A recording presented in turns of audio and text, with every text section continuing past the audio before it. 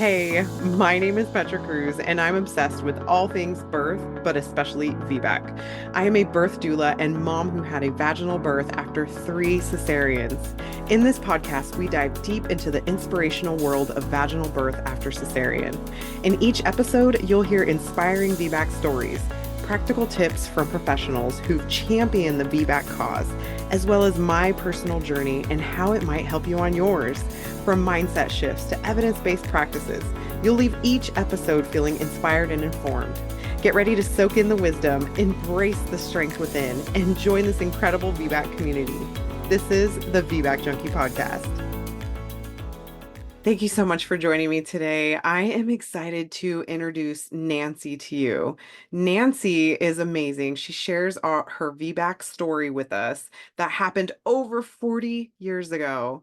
She was on the leading edge of women taking a stand for themselves.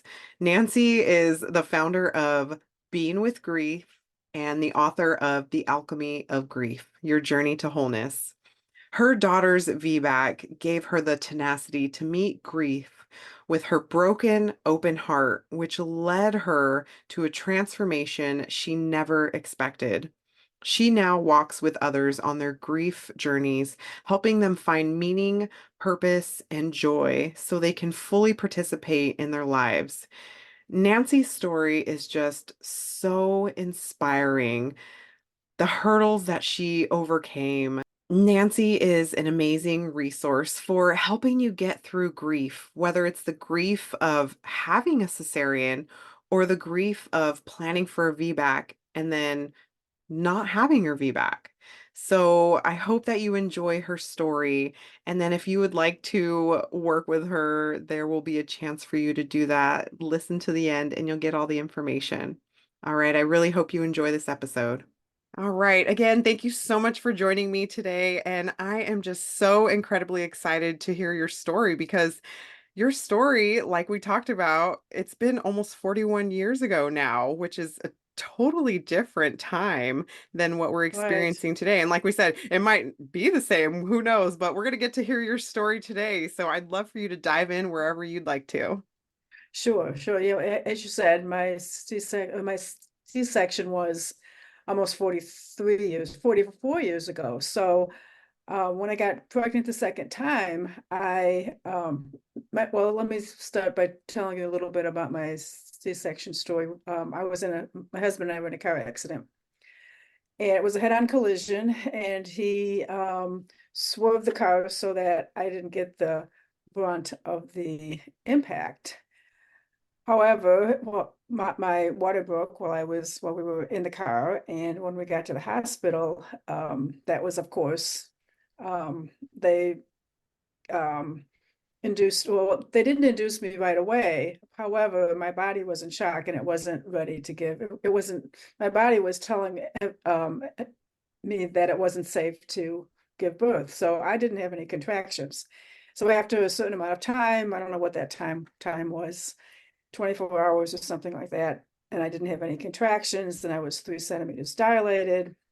They induced me, which was some of the worst pain of my life. An induced contraction is nothing like a natural contraction. And I still wasn't dilating because my body was saying, it's not safe for you to give birth. And I didn't realize it at the time, but I couldn't bend one of my knees was hurt from the accident. I couldn't bend it. So that probably wouldn't have boded well for that. So anyway, my C-section happened. I was pretty traumatized because I had planned a birth with midwives in the hospital at the time, but still I had planned a natural childbirth. And because of the accident, my husband wasn't with me. He was in another hospital. So we didn't get to see each other. He didn't get to meet our son until he was about a week old. So fast forward to my second pregnancy, and of course, um, I heard my entire life, once a C-section, I was a C-section, and I wasn't ready to settle for that. I thought there's got to be something, some way that I can have a vaginal birth. And I found a VBAC support group that was amazing. I started going to that. My husband and I started going to that. it was probably early on in my pregnancy. So I got educated on how to advocate for myself. And it was really the first time that I took a stand for myself and for my child. I was a mother already, and I found that having a child and being a mother was made it more urgent to take a stand for myself so that I could teach them to take a stand for themselves. So the VBAC support group um, offered me so many resources, and I think one of the best ones was the birth plan. And I made a very clear birth plan. I was going to a group of doctors at the time, so I saw each one in the practice, and the one who was the most supportive was the oldest one, and he was he was a man, and I thought surely the woman doctor was going to be more supportive, and actually she was the least supportive. She said to me something like, "So you want to have this baby die?" And I was so angry. I was so angry, and so I asked the doctor who was supportive how I could make sure that I had him, and this was towards the end of my pregnancy, and he said, "Well, I'm going on vacation Monday, so you either have it this weekend or wait 2 weeks." So, so I said, okay. I talked to my baby and I said, well, and I was at 39 and a half weeks. So I wasn't, it could have been time. So I went for a nice long walk, went to bed that night and woke up with contractions. And we ended up going to the hospital because that's where the doctor was. And it was a big teaching hospital in Chicago. And the interns and the doctors and the residents left me alone because one of them said, I don't want to be here when your uterus ruptures. It's like, so with my birth plan, I gave it to everybody. My doctor already had it. He had signed off on it. And I had copies that I gave to everybody. And the only thing that the only provisions he made, he would not agree to no episiotomy.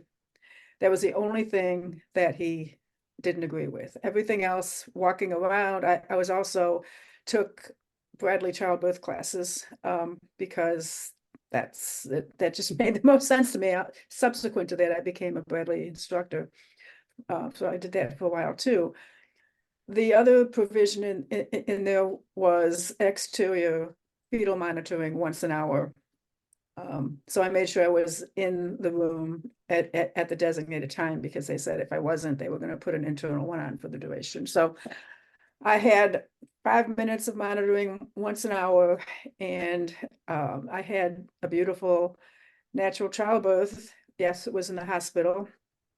Um, at the time, I didn't know any home birth midwives. That was just starting to as a matter of fact, the other thing I did was I was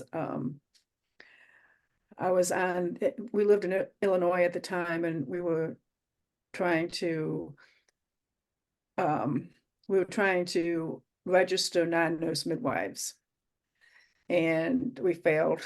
We went and talked to all representatives and senators to try to get them to sponsor a bill. We went to Springfield and marched in Springfield, and it didn't pass.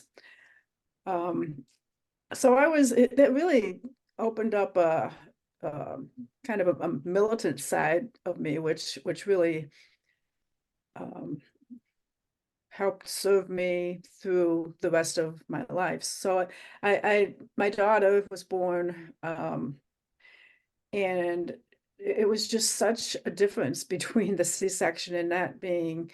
Now, I remember that they woke me up and showed me my son, but I thought it was a dream.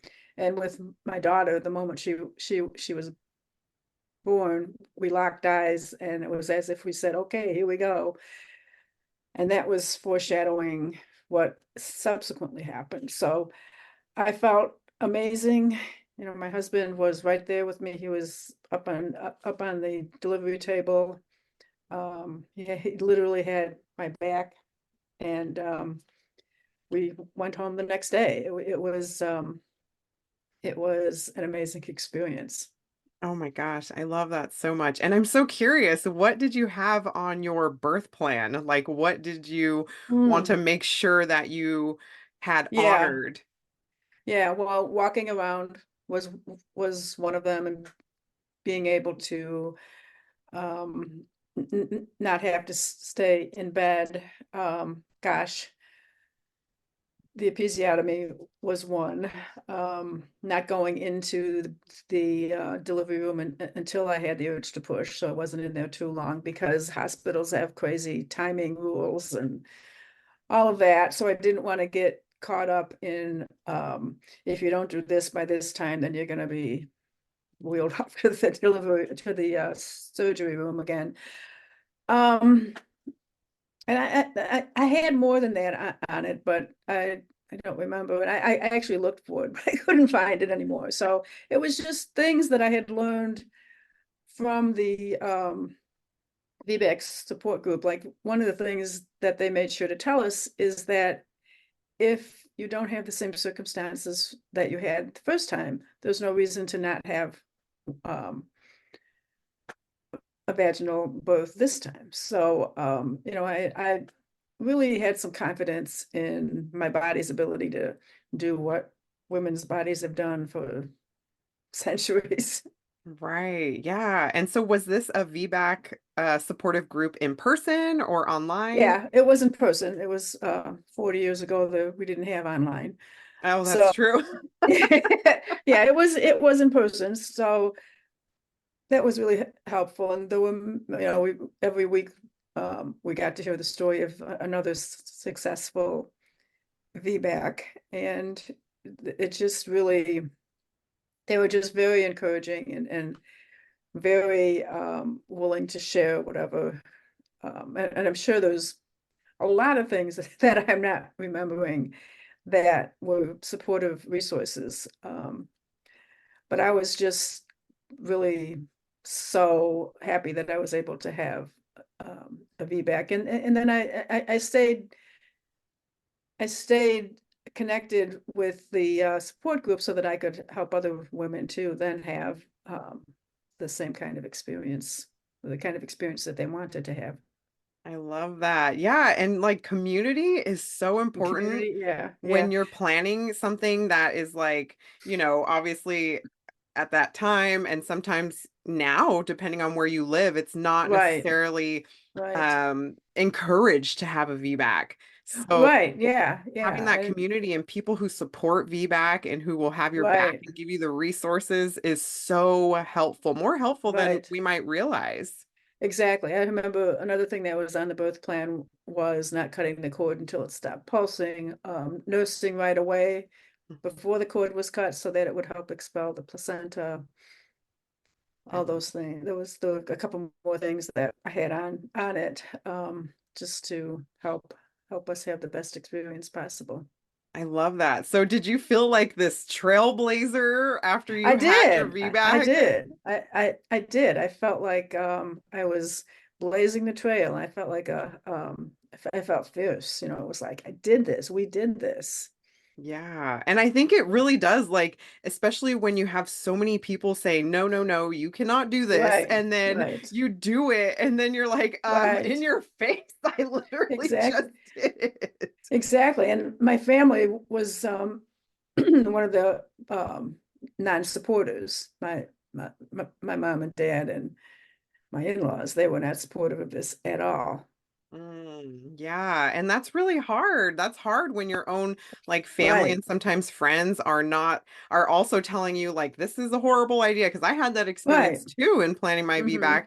And that's when I stopped telling people. That's when I stopped, Right. sharing with I only shared with the people that I knew would support me because I didn't want to, take in any more negativity or Exactly. down talk Exactly. because that makes it even harder and it messes with your Hmm. mental It like does. yeah, it just like it makes you Yeah. feel like, well, maybe they are right. But then, obviously coming back into yourself and reaffirming not only from yourself, but from other people that have done it before you. Like it is Hmm. possible.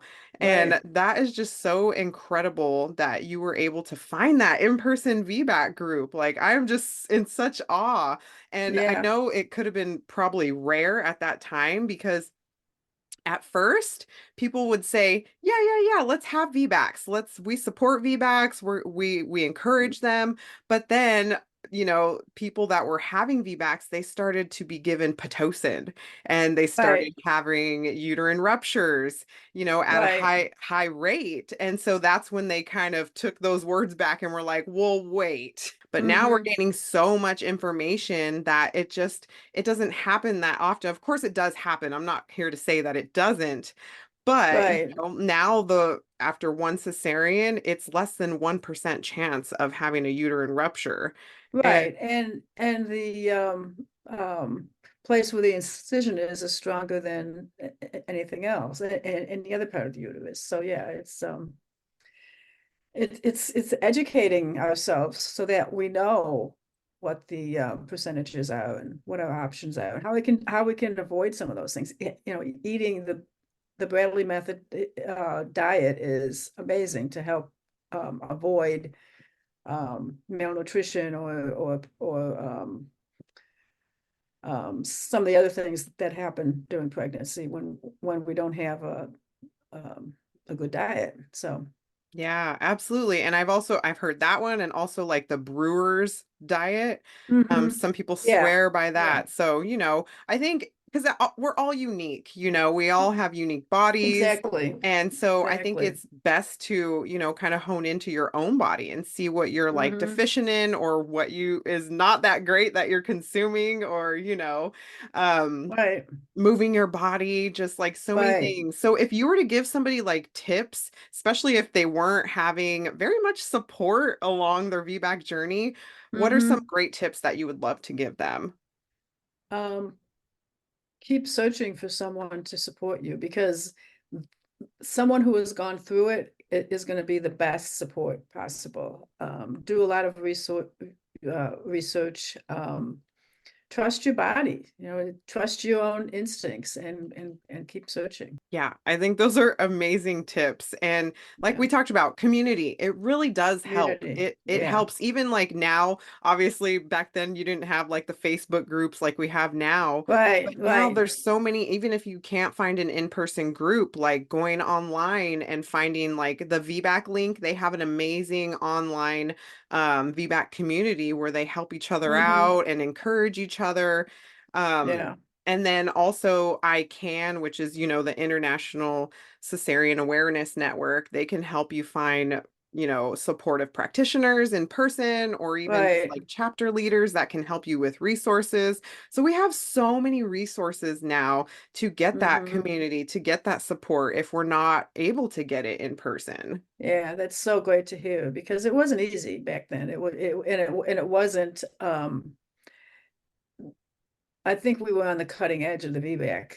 Um, Yeah, absolutely. yeah. In that time, like, we were talking about, like, that's when that phrase started, like, the once a Right. cesarean, always a cesarean. And I had even thought that to be true. And I Hmm. just had my VBAC 2 years ago. And, before that, that's all I had heard was once a C-section, Right. always a C-section. So that's just like what was ingrained into me.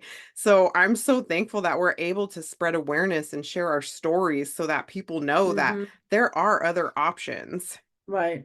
Right. Yeah. Absolutely. So Yeah. then once you had your VBAC, like how was your Hmm. journey after that? How was your postpartum? Was it different from your first? Oh yeah, completely different. It was with my first I what happens when you cough after a C-section? It's horrible. You have to have a pillow to put there. I was not I had much more energy. I didn't have postpartum depression with my first one. But I was recovering from physical ailments from the accident. So I had all of that to deal with. We were also living with my parents because my husband was his injuries were much worse than mine. So we lived there for probably 3 weeks. So that added extra stress, and we couldn't really bond as a family until we went back home. With my daughter, it was completely different. It was we were um, I had energy. I felt like bonding with her. We didn't go, and we came home and stayed home and bonded as a family. And a completely different experience. Yeah, I know. And it does feel like that, like night and day. Cause I know personally, Hmm. with like my first three cesareans, each one, it was like you have this major abdominal surgery that you're healing from, on Right, top of having to take care of and getting to right. know this new newborn that you have. And then it's just so hard. And I know my postpartum from my VBAC was like, I was like, oh my gosh, this is amazing. Like I had Yeah, so much energy and I was able to like taking a move and play. shower.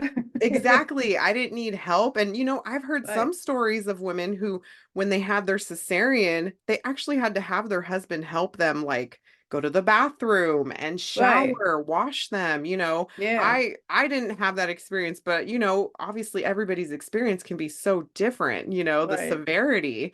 And so after that, I know you kind of touched on in the beginning how you locked eyes with your daughter and it was Yeah, like, here we yeah. go. And you felt like Here we that was go. gearing you up for this journey. So can we talk about Right. that?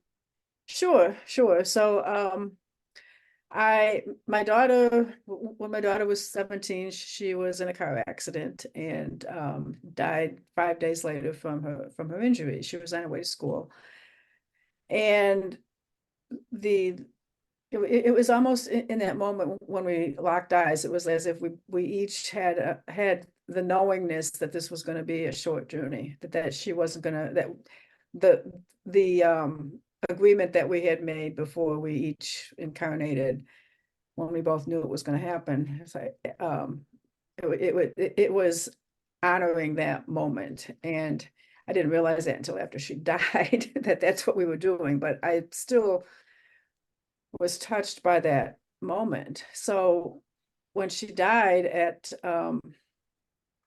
when she was 17, so it's 23, it was 23 years in November. So it was I realized that, well, from where I am now, the initiation of her death has helped to heal my childhood wounds on a much deeper level. It has brought me into the fullness of who I am because I met the full devastation of losing my daughter. And I also recognize that started back when I had my feedback, because that's when that fierceness, like I said before, the first time I took a stand for myself, that's when that was awakened. So I've been working on healing childhood wounds all my life, and my VBAC was one place where I was able to go in and get at some deeper wounds. And then as I walked my grief journey, that was the big one. That was the one that really took me down to the depths of devastation, and so brought me to where I am today. So today I help others navigate their grief journeys, both personally, both as a private client, and also I work with my husband. He also does grief work, and we also have a weekly radio show that where we touch on all aspects of grief and what's possible if when you meet your grief, and that's also in the form of a podcast. So That's great. And, I'm really sorry that that happened. And, it's really hard to go through things like that, that just yeah, devastate us to our core. And I right, know in the moment, it's like you ask yourself, why? Why me? Why them? right, And we can right. What go did I through all the do? whys. Yeah, exactly. And Yeah. I feel like that just relates to so much in our life. And, Hmm. somebody that is healing from their unwanted, unplanned cesarean and something Right, catastrophic happens. We just don't know. And then you right. you you wonder why. But and I'm not to here to say like those are equal, but the feelings Well, that come from them are yeah, can feel and equally devastating. exactly. And that there's so many times in our life when we experience grief, and there's really no comparison, because each time it comes into our life, it's here to teach us something else. And I recognize that grieving for my the childbirth that I wanted with my son, I recognize that as grief. But then later on, after Leah died, I recognized that that was the first time that I was touched by a personal grief that deep. And so I there's as I said, there's so many times in our lives when grief touches us, whether it's and I always thought it was only the death of a loved one, but it's anytime our life doesn't turn out the way that we wanted it to, Yeah. or when our health changes, or when we lose a job or a relationship, and there's so many more. So learning how to meet grief when it arises, helps us to develop the resources needed when the big ones come along. Right, exactly. And I think that's so valuable the way that you put it because like personally I've been through like throughout my life like I've gone through rape and just like really significant things in like my childhood and teen years that, I were devastating, devastating Right, and I didn't know right, how to handle them and it translates into our adult life in exactly. how we interact with people, how we, Mhm. kind of deal with stressful situations or whatever it is. Like I know Right. from my childhood wounds, like I became this huge people pleaser. And, Hmm. I had these people pleasing tendencies where I thought everybody just has this authority over me because they deserve it. Right. I don't need to give consent. They get that authority over me. Hmm. And, a lot of it stems from that. And, it's like it takes so much time to dig into those. And we may not even realize that they're there until something Right. significant happens to us and Right. brings those up. So if someone is dealing with that, how do you help them through that? Yeah, well, we start where they are, and I help them learn how to feel all their feelings. I developed a body of work for everything that worked for me, and um um one of those strategies is a practice called samyama, which teaches present moment awareness and helps us to be with our feelings as they are in each moment in our hearts.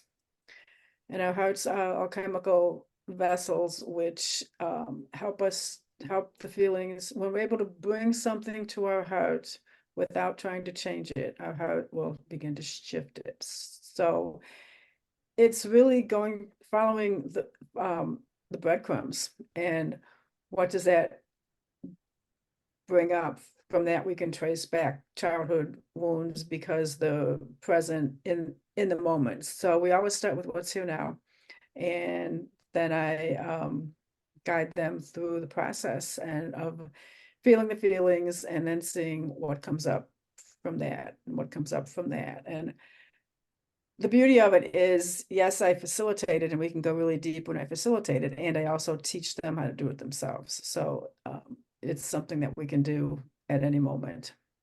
That is great. I love Yeah, that. And, yeah. the way that you explain it is like, it reminds me of the question of, but why, and we just keep going and going until we get to the root of it because like I Right, relate it to exactly. like my kids, they ask, well, or I tell them, you got to do this and they're like, but why, and so I tell them something and then they're like, but why, and it's like the Right. same thing, Hmm. just to kind of Right. give you like a visual of how that works and it makes so much sense until you Yeah, really get deep into the root of where did that right. come from. Where did that come from? Yeah, yeah. Yeah. So how do you and your husband, you said you work together on this, correct?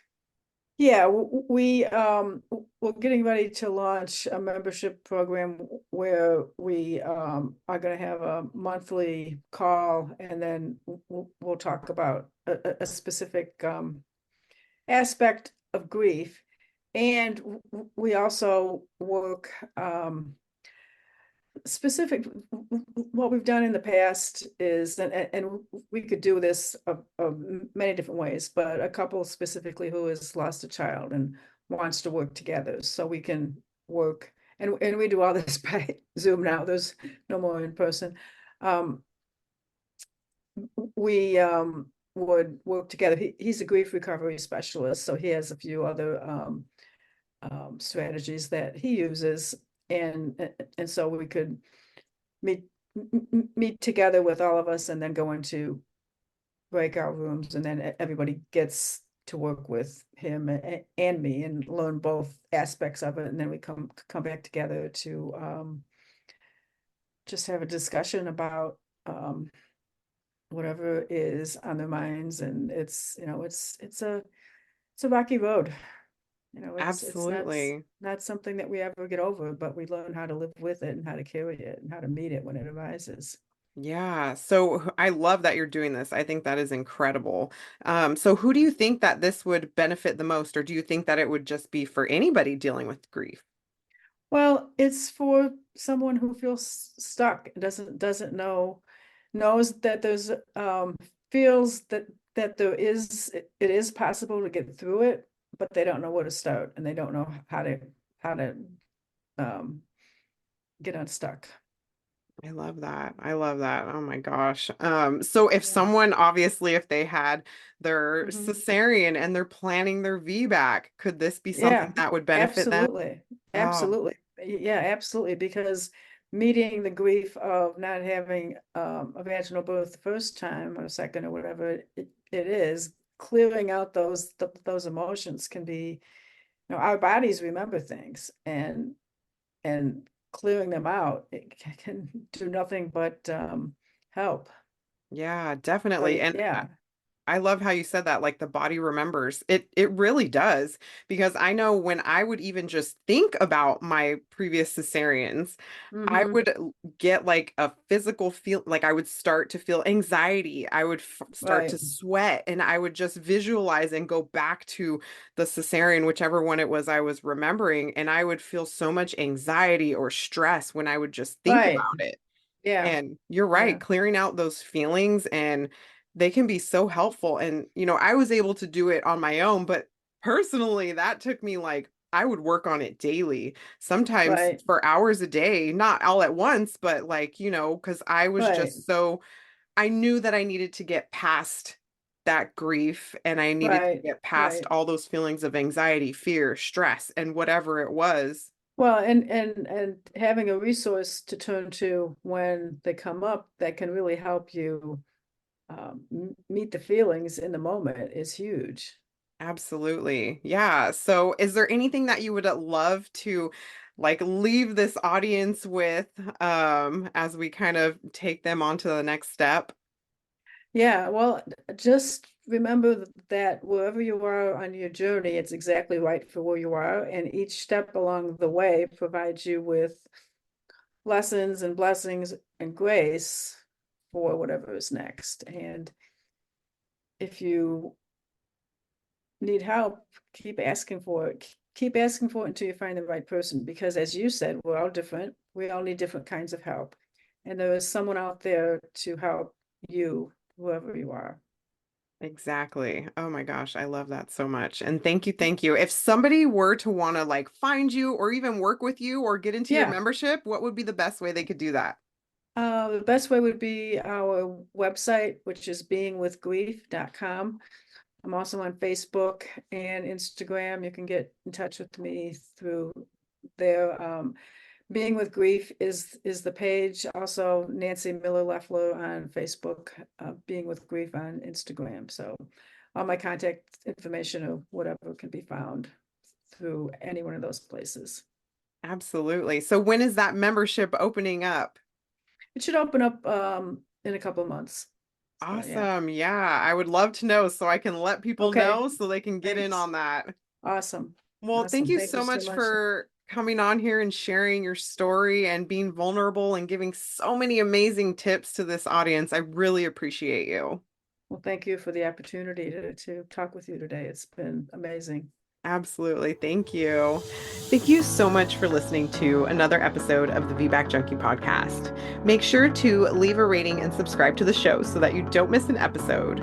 And also, I have a free gift for you. If you would like to have a guide on how to prepare for a VBAC, head to my website at www.birthingcometrue.com/VBAC guide. And all of this will be in the show notes, so you can just click that link and head there and download this free guide. I hope you have an amazing week. Until next time, bye.